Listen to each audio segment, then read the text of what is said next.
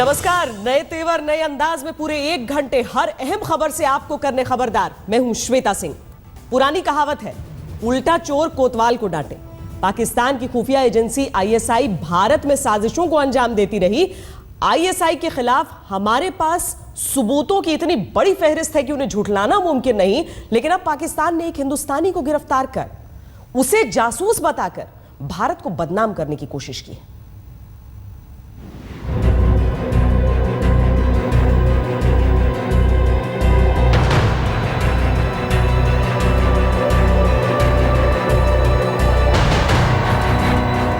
पाकिस्तान की शैतानी फितरत का नया शिकार बना है ये शख्स।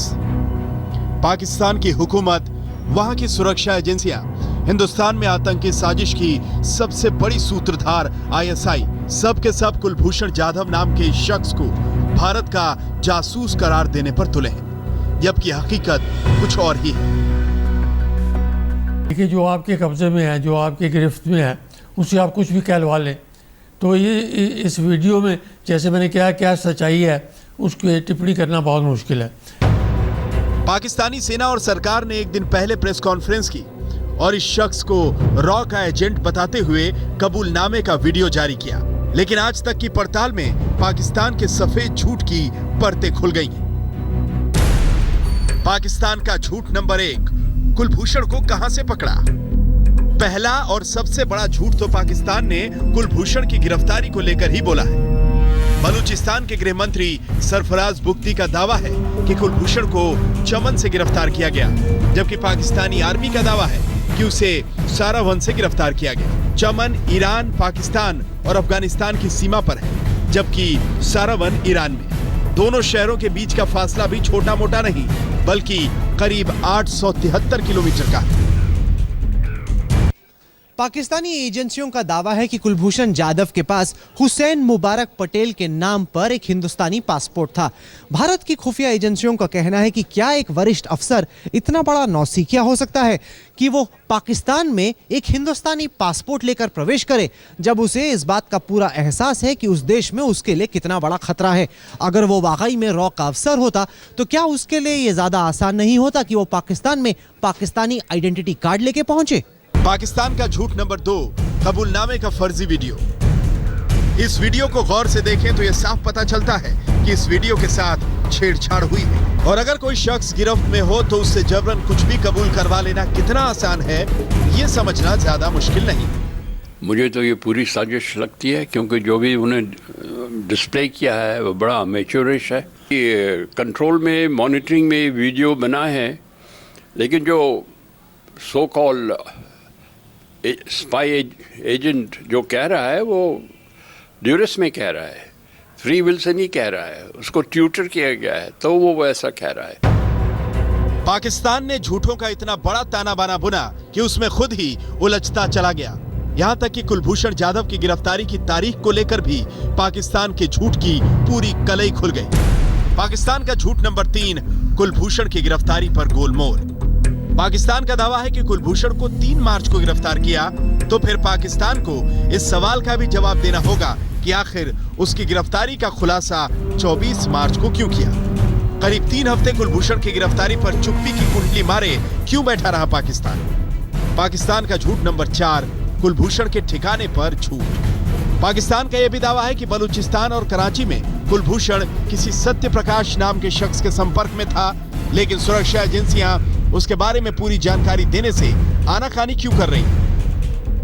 पाकिस्तान का झूठ नंबर 5, कुलभूषण को मुलाकात की इजाजत नहीं। पाकिस्तान की बदनीयती और फरेबी फितरत का इससे बड़ा सबूत क्या हो सकता है कि भारतीय दूतावास के अधिकारियों को कुलभूषण से मिलने नहीं दिया जा रहा। साफ है कि पाकिस्तान भारत को बदनाम कर रहा है और सच सामने नहीं आने देना चाहता। राहुल कंवल, दिल्ली, आज तक। विदेश मंत्रालय और खुफिया एजेंसियां कुलभूषण जाधव की गिरफ्तारी के पीछे की साजिश का पता लगाने में जुटी हैं। ऐसी जानकारी मिल रही है कि कुलभूषण की गिरफ्तारी के पीछे पाकिस्तानी आतंकी संगठन का हाथ हो सकता है और मकसद भारत और ईरान के बीच जो व्यापारिक रिश्ते हैं उन्हें बिगाड़ने का हो सकता है। जब भारत आतंक से दो हाथ की जंग में पाकिस्तानी जांच टीम के साथ पठानकोट हमले की गुत्थियां सुलझाने में लगा था, तो सरहद पार भारत को बदनाम करने की बड़ी साजिश शक्ल ले रही थी। विदेश मंत्रालय को यह आशंका है कि बलूचिस्तान में शियाओं की हत्या के लिए बदनाम जैश-उल-आदिल ने कुलभूषण जाधव को अगवा किया है। इस सुन्नी आतंकी संगठन में 500 आतंकी हैं। पहले अब्दुल मलिक रीगी इसका मुखिया था, लेकिन उसके मारे जाने के बाद सलाहुद्दीन फारूकी इस संगठन को चलाता है। कुलभूषण को जासूस बताने के पीछे पठानकोट हमले की जांच को भी पटरी से उतारना एक मकसद हो सकता है। ऐसे में जब पाकिस्तान की ज्वाइंट इन्वेस्टिगेशन टीम भारत पहुंची है, सीमा पार की खुफिया एजेंसी ISI दुनिया में भारत की छवि बिगाड़ने की कोशिश में लगी है। दरअसल ये मामला 2 बंदरगाहों के अरबों के कारोबार से भी जुड़ा है। भारत ईरान में चाबहार बंदरगाह को विकसित कर रहा है, जो कि सिस्तान बलूचिस्तान की सीमा पर है। ये बंदरगाह मध्य एशिया के समुद्री व्यापार मार्ग को अरब सागर से जोड़ने के लिए बनाया जा रहा है। अगर ये बंदरगाह तैयार हुआ तो बलूचिस्तान में पाकिस्तान का ग्वादर बंदरगाह ठप पड़ जाएगा, जो कि उसकी आमदनी का बड़ा जरिया है। इसलिए पाकिस्तान चाहता है कि किसी तरह चाबहार बंदरगाह को जासूसी का अड्डा बताकर भारत ईरान का ये साझा प्रोजेक्ट रोका जाए। एक खुन्नस सेना को नवाज शरीफ सरकार से भी है, जो कि भारत से रिश्ते सुधारने में लगी है। पाक सेना ऐसे कदम की मुखालफत करती है, तो क्या एक बार फिर पाक सेना रिश्तों में सुधार की पहल को पटरी से उतारने की फिराक में है? और क्या इसीलिए पाकिस्तान उल्टा चोर कोतवाल को डांटे के अंदाज में नसीहत दे रहा है? भारत की एजेंसियों का मानना है कि एक कथित स्पाई वीडियो पाकिस्तान की अंदरूनी राजनीति का हिस्सा है। पाकिस्तानी सेना ये नहीं चाहती कि नवाज शरीफ नरेंद्र मोदी के साथ दोस्ती के रास्ते पर आगे बढ़ें। इसीलिए ऐसे वक्त पर जब पाकिस्तान की जॉइंट इन्वेस्टिगेशन टीम हिंदुस्तान में है, पाकिस्तान की ISI ने ये वीडियो सामने करके अपने प्रधानमंत्री नवाज शरीफ को कटघरे में खड़ा करने की कोशिश की है। राहुल कंवल, दिल्ली, आज तक। पाकिस्तान भारत पर सवाल उठा रहा है, लेकिन जरूरत है पाकिस्तान को अपने गिरेबान में झांकने की। सच तो यह है कि 2013 से 2016 के बीच भारत ने ISI के लिए जासूसी करने के आरोप में 46 लोगों को गिरफ्तार किया है, जिनमें 8 पूर्व सैनिक शामिल हैं। 2 फरवरी 2016 को पंजाब पुलिस ने पठानकोट में इरशाद नाम के एक शख्स को गिरफ्तार किया।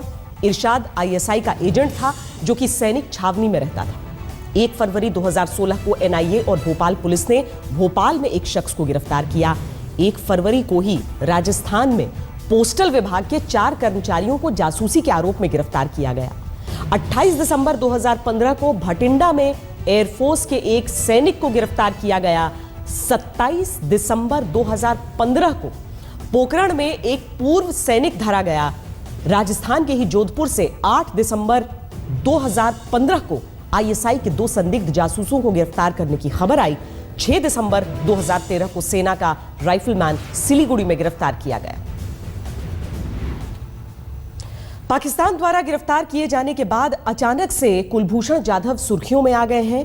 इसके बाद पड़ताल में पता चला कि वो मुंबई शहर के रहने वाले हैं, ईरान में अपना कार्गो कारोबार चलाते हैं और उनका नौसेना से नाता रहा है।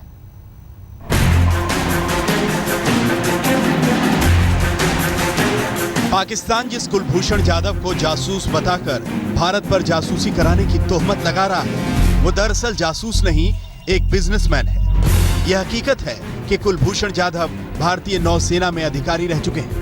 विदेश मंत्रालय ने भी एक बयान जारी करके कहा है कि समय से पहले रिटायर होने के बाद उस व्यक्ति से सरकार का कोई संबंध नहीं है। 1986-87 में कुलभूषण जाधव ने नेशनल डिफेंस एकेडमी ज्वाइन की। इसके करीब 4 साल बाद वो नेवी में गए। सरकारी दस्तावेजों के मुताबिक कुलभूषण ने 1997 में नेवी से रिटायरमेंट ले लिया। इसके बाद उन्होंने ईरान में अपना कारोबार शुरू कर दिया। पाकिस्तान का कहना है कि जाधव जासूस है, लेकिन उनकी गिरफ्तारी पर ही पाकिस्तान का दावा झूठा दिखाई दे रहा है। ये आप देख ही चुके हैं। ऐसे में जाहिर है कि पाकिस्तान भारत के खिलाफ एक बड़ी साजिश रच रहा है। इस बात से भी इनकार नहीं किया जा सकता कि पाकिस्तान ने जाधव का अपहरण किया है। कुलभूषण जाधव के बिजनेस के बारे में जो जानकारियां मिल पाई हैं, उसके मुताबिक वो ईरान में कार्गो बिजनेस करते हैं। ईरान के चाबहार बंदरगाह पर कार्गो के जरिए उनका सामान आता जाता है। यह बंदरगाह ईरान के दक्षिणी पूर्वी तट पर सिस्तान बलूचिस्तान प्रांत में है। इस बंदरगाह को अपने व्यापार के लिए भारत विकसित कर रहा है। शक है कि पाकिस्तान ने इस काम में अड़ंगा लगाने के लिए कुलभूषण को अगवा कर जासूस करार दिया।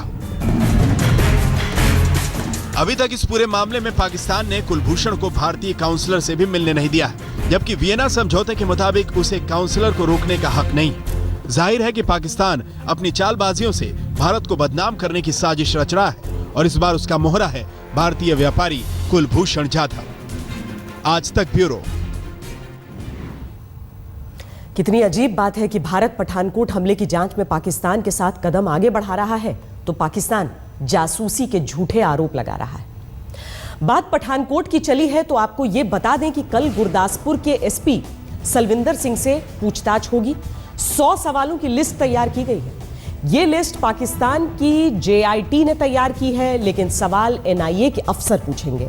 भारत चाहता है कि पाकिस्तान से सहयोग के बदले हाफिज सईद, मौलाना मसूद अजहर से पूछताछ की इजाजत मिले। They shared the investigation which they have conducted, which we can't share with you. So how did today's meeting go? How was it? Very well, very cordial. Have they arrested anybody, sir? They've detained certain persons. Their investigation is on. Sir अपने तरफ से आप लोगों ने What did they do? जो जैश को लेकर उसको इन्वॉल्वमेंट में क्या दिया है, वॉइस सैंपल मांगा, क्या मांगा है आप लोगों ने? हमने जो मांगा है हमने उनको अपनी लिस्ट दे दी है। उन्होंने जो मांगा है we are in the process of handing over documents etcetera to them. The witnesses will be examined tomorrow. कहा कि उत्तराखंड की जनता के साथ धोखा हुआ है, बागियों ने धोखा किया है और इसके पीछे साजिश है बीजेपी और साथ ही प्रधानमंत्री मोदी का नाम उन्होंने लिखा। उत्तराखंड में राष्ट्रपति शासन लगते ही कांग्रेस और बीजेपी के बीच वार पलटवार।